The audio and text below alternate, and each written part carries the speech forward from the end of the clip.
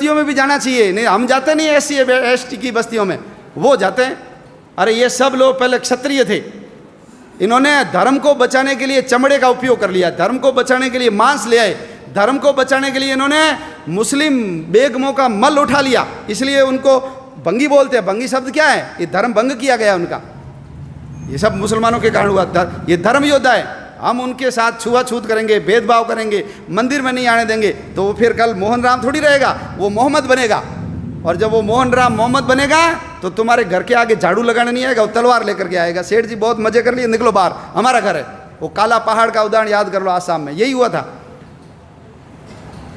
ये जितनी बीमारियां हैं, ये घूंघट प्रथा अपने यहाँ तो कम है गंगानगर में। ये घूंघट प्रथा क्यों आई? राम ने, सीता ने, आपने फोटो देखा होगा शिव पार्वती का, रामायण महाभारत भी देखी, किसी महिला ने घूंघट नहीं निकाला। हमारी महिलाएं क्यों निकालती घूंघट? मुसलमानों से बचने के लिए। न तो चेहरा देखेगा न ले जाएगा। दिन में शादी क्यों हो गई? रात में शादी क्यों हो गई? शादी करोगे तुम्हारी पत्नी 7 दिन हमारे पास रहेगी, फिर तुमको देंगे। हमने कहा चोरी छुपे शादी करो रात को।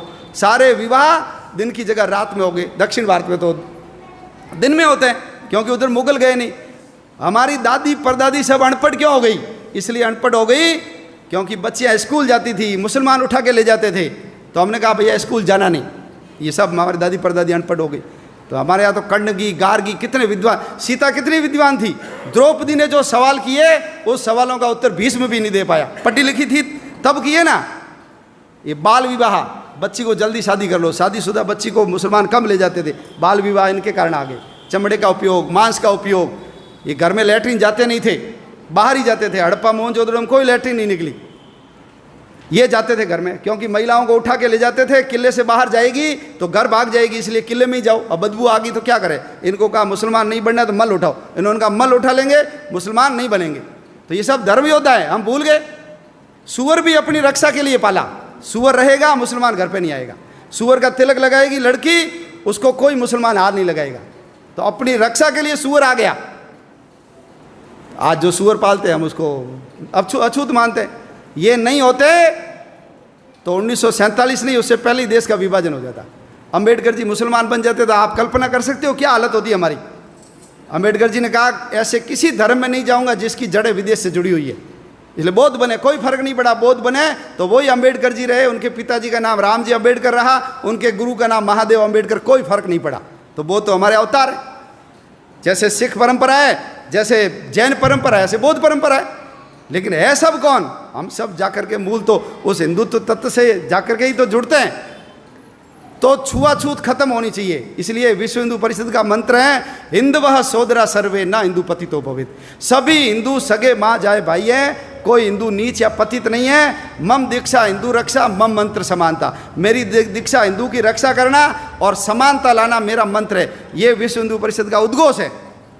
आप सब लोग भगवान श्री कृष्ण से और विश्व हिंदू परिषद जिस पवित्र मंत्र को लेकर के इस संगठन के काम में लगा हुआ है, उस काम में जुटिए। देखिए दुनिया में 2 काम होते हैं, एक होता है इम्पोर्टेंट काम और एक होता है इमरजेंसी काम। घर में विवाह है, शादी होनी चाहिए, लेकिन उस समय माँ को हार्ट अटैक आ गया, आप क्या करोगे? शादी करोगे, माँ का इलाज कराओगे? बोलो, इलाज कराएंगे ना?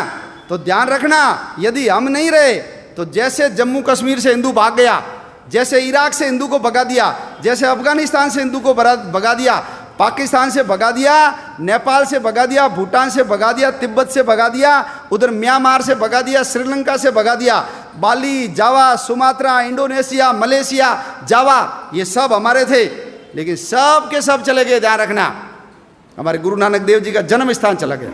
हम हर साल प्रहलाद की पूजा करते हैं। प्रहलाद जन्मा कहाँ, ये हिंदू को पता ही नहीं है। प्रहलाद जन्मा था मुल्तान में, उसका पुराना नाम था मूल स्थान, हमारे हाथ से गया। लाहौर किसने बसाया? भगवान राम के पुत्र लव ने बसाया लाहौर, गया हमारे हाथ से। भरत का पुत्र था तक्ष, उसने बसाया तक्षशिला को, आज तक्षशिला हमारे हाथ में गया। भगवान राम, बाबा रामदेव जी की ससुराल अमरकोट बदल करके उसको उमरकोट बना दिया। हमारी हिंगलाज माता का मंदिर चला गया, सिंधु नदी चली गई, तक्षशिला का विश्वविद्यालय चला गया, कटास राज चला गया जहाँ यक्ष और युधिष्ठिर के संवाद हुए थे, ढाकेश्वरी देवी चली गई, हमारे पशुपतिनाथ का मंदिर चला गया। क्यों?